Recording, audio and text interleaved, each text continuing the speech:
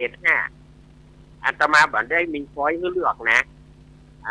อาตมาไม่ได้มีช้อยให้เลือกถ้าญาติโยมเป็นแฟนเพลงของพ่อครูนี่น่าจะจำชื่อของลูกบ่าวคนล่าคนได้สุรเดชสมบัติเจริญเนี่ยมีชื่อเล่นว่าอย่าง0837611775เอาไผ่ตายได้ตายมาเลยเอาเปิดโอกาสเจริญพรอ้าวย่ายน้อย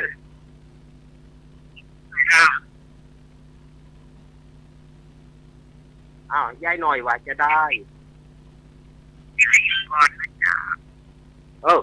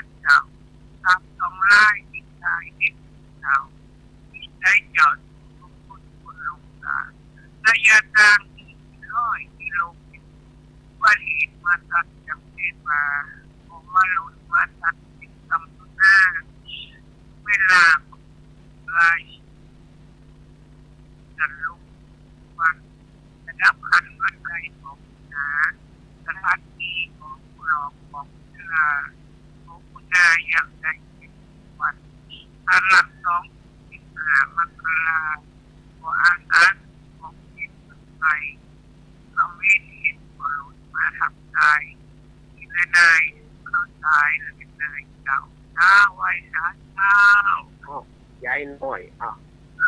คนจะไปสาระเอาสาระก็สาระเอาญาติโยมจะตายเอามาเลยญาติผมที่จะตายปัญหาเนาะจะตอบปัญหาอาตมาว่าสุรเดชสมบัติ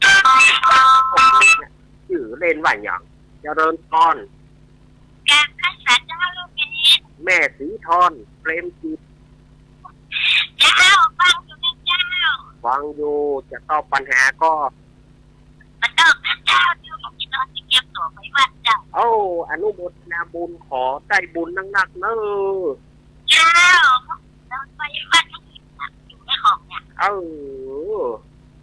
ขอเพื่อได้บุญได้กุศลเนอะเหมือนข้าวอุ่นเนอะหอมเหมือนข้าวใหม่เนอะ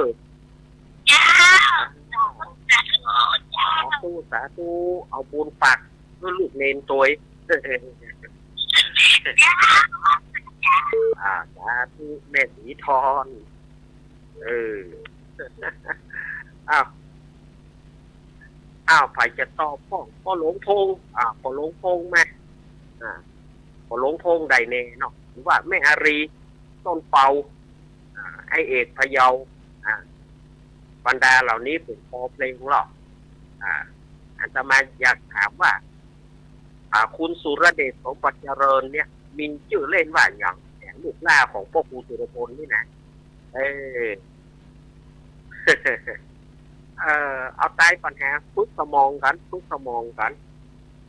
ถ้าญาติโยมได้ฟังแล้วญาติโยมจะให้หัวนี่นะเอาญาติโยมก่อนญาติโยมลองตอบมาเนอะพ่อหลวงพงมาไอเอกมาแม่อารีต้นเฝ้ามาแม่กรตื่นหรือยังแม่กรเดี๋ยวไม่มีปัญหาเดี๋ยวจะชักตัวนี่แหละถอดตัวนี้ออกใส่ตัวนี้เรียบร้อยเอามีก็หามีไผ่ตอบสักคนแล้วพ่อครูสุรพลมีชื่อเก่าชื่อเงาว่าอย่างชื่อลำดวนนี่นะพ่อครูสุรพลนี่นะชื่อเก่าชื่อว่าลำดวนคนแรกชื่ออุดมอันนี้ไอ้กับน้องเปิ่นนะชื่ออุดมแล้วก็คนที่สองลำดวนสมบัติเจริญก็คือตัวพ่อครูสุรพลนั่นแหละ ภายหลังมาก็เปลี่ยนเป็นพ่อครูสุรพลมีจินดาสมบัติเจริญมีสมานเฉลียวสวัยสว่างยก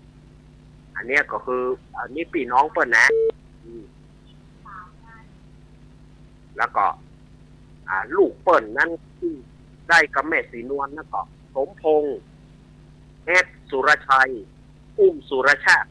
และกับสิรินทิพย์แล้วก็ลูกล่าของพ่อครูสุรพล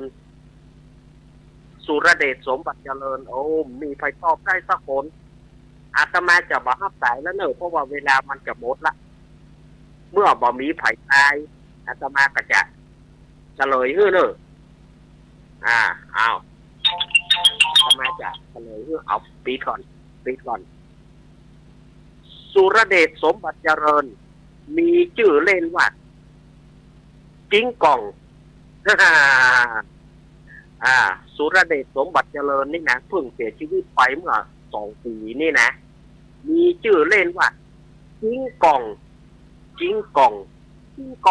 เนี่ยนะสมัยก่อนพ่อครูน่าจะมีกลิ่งไว้หน้าบ้านเนาะเวลาโคตรขึ้นมากิ้งกองนี่นะพอลูกเกิดมานี่พ่อครูก็เลยใส่ชื่อว่ากิ้งกองชื่อกิ้งกองเนอะสุรเดชสมบัติเจริญที่เสียชีวิตไปประเมินนี่นะลูกล่าของพ่อครูสุรพลนี่นะชื่อกิ้งกอง เอาละสถานญาติโยมอาตมาภาพก่อนดำเนินรายการมาโดยลำดับการมาเนาะตั้งแต่ตี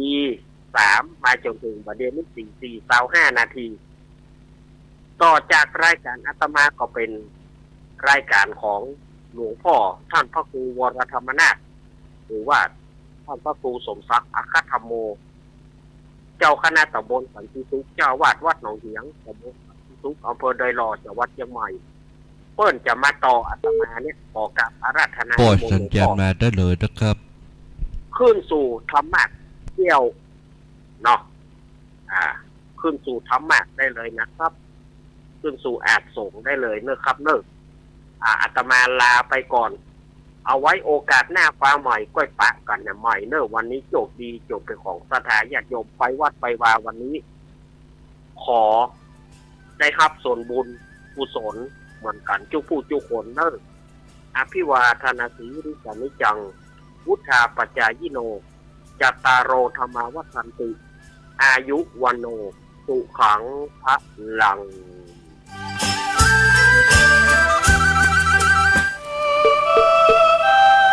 ชีวิตมนุษย์มีสุขมีทุกข์ดีใจเสียใจผ่านอุปสรรคและปัญหามากมายในแต่ละวันสงบนิ่งแล้วย้อนมองตัวเองวันนี้วันพระน้อมนำธรรมะ